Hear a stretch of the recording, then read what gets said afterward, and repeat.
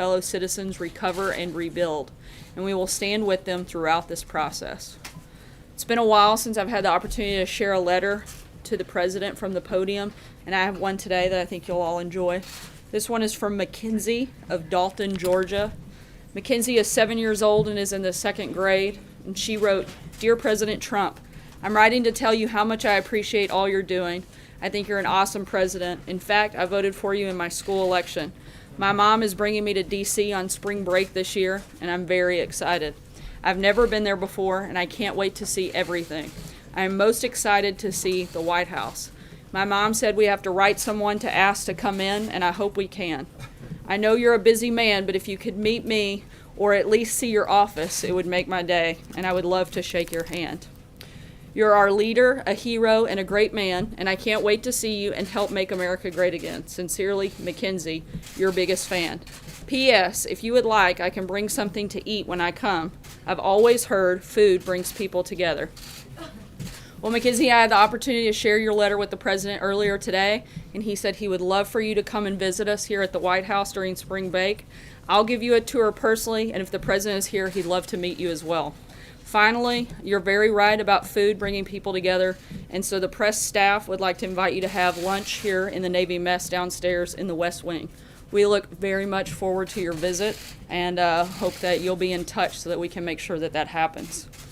On a more serious note, we've had a lot of questions come in, and I certainly addressed quite a few of them yesterday, and thought today it might be more appropriate to have the Chief of Staff address some of those questions specific to outreach to Gold Star families. He'll address questions on that topic, and if you have other questions throughout the day, the press staff will be here and happy to answer those after the briefing later this afternoon. Thanks, guys.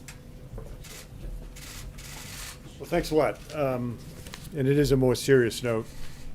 So I just wanted to perhaps make more of a statement and an explanation, give more of an explanation than what amounts to be a traditional press interaction. Most Americans don't know what happens when we lose one of our soldiers, sailors, airmen, Marines, or Coast Guardsmen in combat. So let me tell you what happens. Their buddies wrap them up in whatever passes as a shroud, puts them on a helicopter as a routine, and sends them home. Their first stop along the way is when they're packed in ice, typically at the airhead, and then they're flown to usually Europe, where they're then packed in ice again and flown to Dover Air Force Base, where Dover takes care of the remains, embalms them, meticulously dresses them in their uniform with the medals that they've earned, the emblems of their service, and then puts them on another airplane linked up with a casualty officer escort that takes them home. A very, very good movie to watch if you haven't ever seen it is Taking Chance, where this is done in a movie HBO setting. Chance Phelps was killed under my command right next to me. And it's worth seeing that if you've never seen it. So that's the process. While that's happening, a casualty officer typically goes to the home very early in the morning and waits for the first lights to come on. And then he knocks on the door. Typically the mom and dad will answer, wife. And if there is a wife, this is happening in 2 different places. If the parents are divorced, 3 different places. And the casualty officer proceeds to break the heart of a family member and stays with that family until, well, for a long, long time, even after the internment. So that's what happens. Who are these young men and women? They are the best 1% this country produces. Most of you, as Americans, don't know them. Many of you don't know anyone who knows any one of them. But they are the very best this country produces. And they volunteer to protect our country when there's nothing in our country anymore that seems to suggest that selfless service to the nation is not only appropriate but required. But that's all right. Who writes letters to the families? Typically the company commander, in my case as a Marine, the company commander, battalion commander, regimental commander, division commander, Secretary of Defense, typically the service chief, Commandant of the Marine Corps, and the president typically writes a letter. Typically, the only phone calls the family receives are the most important phone calls they can imagine, and that is from their buddies. In my case, hours after my son was killed, his friends were calling us from Afghanistan, telling us what a great guy he was. Those are the only phone calls that really matter. And yeah, the letters count to a degree, but there's not much that really can take the edge off what a family member is going through. So some presidents have elected to call. All presidents, I believe, have elected to send letters. If you elect to call a family like this, it is about the most difficult thing you could imagine. There's no perfect way to make that phone call. When I took this job and talked to President Trump about how to do it, my first recommendation was he not do it. Because it's not the phone call that parents, family members are looking forward to. It's nice to do, in my opinion, in any event. He asked me about previous presidents, and I said I can tell you that President Obama, who was my commander-in-chief when I was on active duty, did not call my family. That was not a criticism. That was just to simply say, I don't believe President Obama called. That's not a negative thing. I don't believe President Bush called in all cases. I don't believe any president, particularly when the casualty rates are very, very high, that presidents call. But I believe they all write. So when I gave that explanation to our president 3 days ago, he elected to make phone calls in the case of the 4 young men who we lost in Niger at the earlier part of this month. But then he said, you know, how do you make these calls?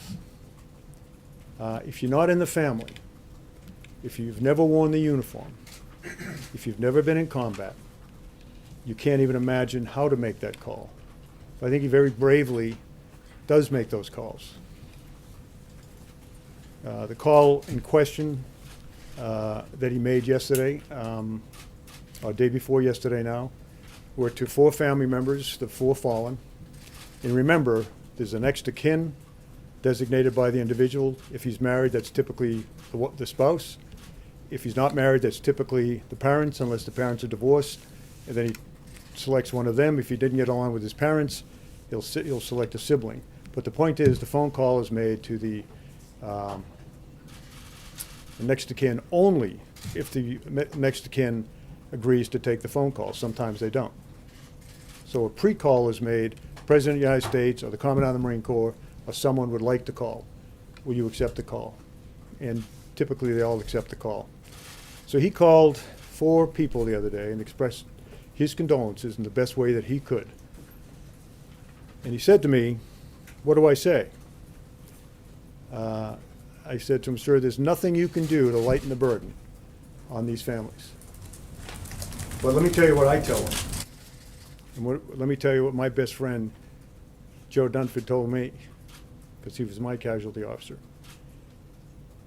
He said, Kel, he was doing exactly what he wanted to do when he was killed. He knew what he was getting into by joining that 1%. He knew what the possibilities were because we're at war.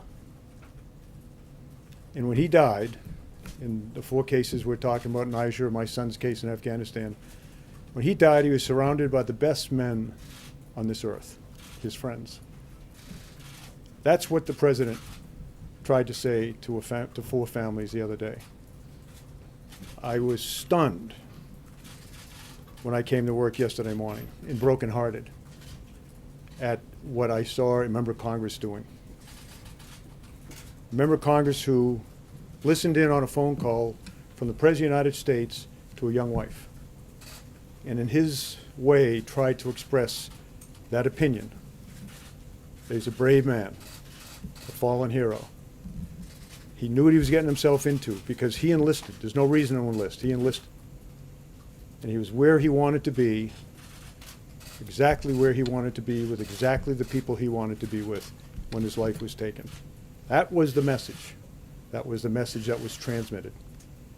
It stuns me that a member of Congress would have listened in on that conversation. Absolutely stuns me. And I thought at least that was sacred. You know, when I was a kid growing up, a lot of things were sacred in our country. Women were sacred and looked upon with great honor. That's obviously not the case anymore, as we see from recent cases. Life, the dignity of life, was sacred. That's gone. Religion, that seems to be gone as well. Gold Star families, I think that left in the convention over the summer. But I just thought the selfless devotion that brings a man or woman to die on the battlefield, I just thought that that might be sacred. And when I listened to this woman and what she was saying and what she was doing on TV, the only thing I could do to collect my thoughts was to go and walk among the finest men and women on this earth. And you can always find them because they're in Arlington National Cemetery. Went over there for an hour and a half. Walked among the stones, some of whom I put there because they were doing what I told them to do when they were killed. I'll end with this. In October, April rather, of 2015, I was still on active duty, and I went to the dedication of the new FBI field office in Miami. And it was dedicated to two men who were killed in a firefight in Miami against drug traffickers in 1986. A guy by the name of Grogan in Duke. Grogan almost retired, 53 years old. Duke, I think less than a year on the job. Anyways, they got in a gunfight and they were killed. 3 other FBI agents were there, were wounded, now retired.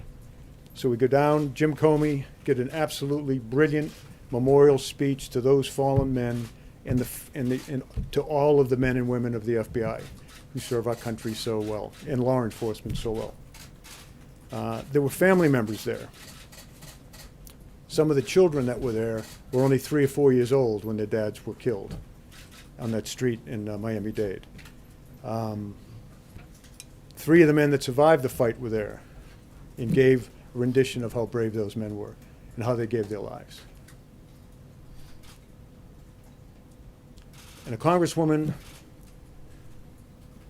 stood up, and in the long tradition of empty barrels making the most noise, stood up there and all of that and talked about how she was instrumental in getting the funding for that building and how she took care of her constituents because she got the money, and she just called up President Obama, and on that phone call he gave the money, the $20 million to build the building. And she sat down. And we were stunned that she'd done it. Even for someone that is that empty a barrel, we were stunned. But you know, none of us went to the press and criticized. None of us stood up and were appalled. We just said, okay, fine. So I still hope, as you write your stories, and I appeal to America, that let's not let this maybe last thing that's held sacred in our society. A young man, young woman going out and giving his or her life for our country. Let's try to somehow keep that sacred. But it eroded a great deal yesterday by the selfish behavior of a member of Congress. So I'm willing to take a question or two on this topic. But let me ask you this. Is anyone here a Gold Star parent or sibling? Does anyone here know a Gold Star parent or sibling? Okay, you get the question. Thank you, General Kelly. First of all, you have a great deal of respect, Semper Fi, for everything that you've ever done. But if we could take this a bit further, why were they in Niger? What was, we were told they weren't in armored vehicles and there was no air cover. So what are the specifics about this particular incident, and why were we there? And why are we there? Well, I would start by saying there is an investigation. Now let me back up and say, the fact of the matter is, young men and women that wear our uniform are deployed around the world in their tens of thousands. Near the DMZ in North Korea, in Okinawa waiting to go, in South Korea, in Okinawa ready to go, all over the United States, training, ready to go. They're all over Latin America. Down there, they do mostly drug interdiction, working with our partners, our great partners, the Colombians, the Central Americans, the Mexicans. You know, there's thousands. My own son right now back in the fight for his 5th tour against ISIS. There's thousands of them in Europe, acting as a deterrent, and they're throughout Africa. And they're doing the nation's work there. And not making a lot of money, by the way, doing it. They love what they do. So why were they there?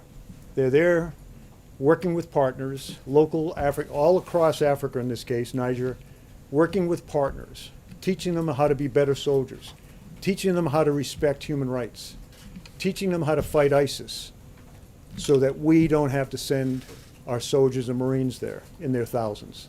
That's what they were doing there. Now, there is an investigation. There's always unless it's a very, very conventional death in a conventional war, there's always an investigation. Of course, that operation is conducted by AFRICOM, that is, of course, works directly for the Secretary of Defense. There is I talked to Jim Mattis this morning. I think he made statements this afternoon. There's an investigation ongoing. An investigation doesn't mean anything was wrong. An investigation doesn't mean people's heads are going to roll. The fact is, they need to find out what happened and why it happened.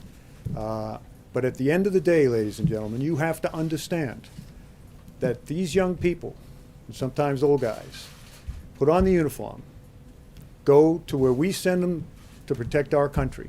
Sometimes they go in large numbers to invade Iraq and invade Afghanistan. Sometimes they're working in small units, working with our partners in Africa, Asia, Latin America, helping them be better. But at the end of the day, they're helping those partners be better at fighting ISIS in North Africa to protect our country so that we don't have to send large numbers of troops. Someone who knows a Gold Star fallen person. John? General, thank you for being here today. Thank you for your service and for your family's Question. sacrifice. There has been some talk about the timetable of the release of a statement about I think at that point it was 3 soldiers who were killed in Niger. Can you walk us through the timetable of the release of that information, and what part did the fact that a beacon was pinging during that time have to do with the release of the statement, and were you concerned that divulging information early might jeopardize a soldier's attempt at E&E? Yeah. First of all, that's we are at the highest level of the U.S. government. The people that will answer those questions will be the people at the other end of the military pyramid. I'm sure the Special Forces Group is conducting it. I know they're conducting an investigation. That investigation, of course, under the auspices of AFRICOM, ultimately will go to the Pentagon. I've read the same stories you have. I actually know a lot more than I'm letting on, but I'm not going to tell you. There is an investigation being done. But as I say, the men and women of our country that are serving all around the world. I mean, what the hell is my son doing back in the fight? He's back in the fight because working with Iraqi soldiers who are infinitely better than they were a few years ago to take ISIS on directly, so that we don't have to do it. Small numbers of Marines where he is, working alongside those guys. That's why they're out there, whether it's Niger, Iraq, or whatever. We don't want to send tens of thousands of American soldiers and Marines in particular to go fight. I'll take one more, but it's got to be from someone who knows. All right? General,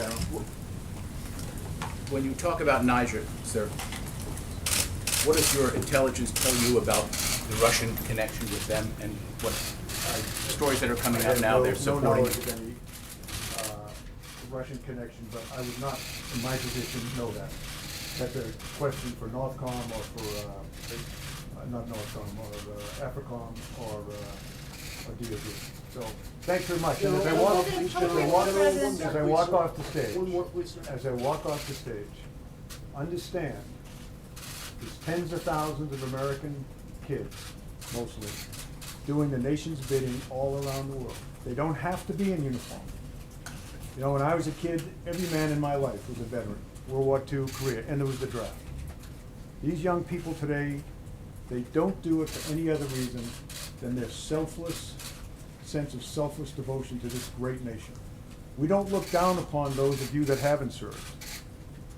In fact, in a way, we're a little bit sorry, because you'll never have experienced the wonderful joy you get in your heart when you do the kind of things our servicemen and women do, not for any other reason than they love this country. So just think of that, and I do appreciate your time. Thank you.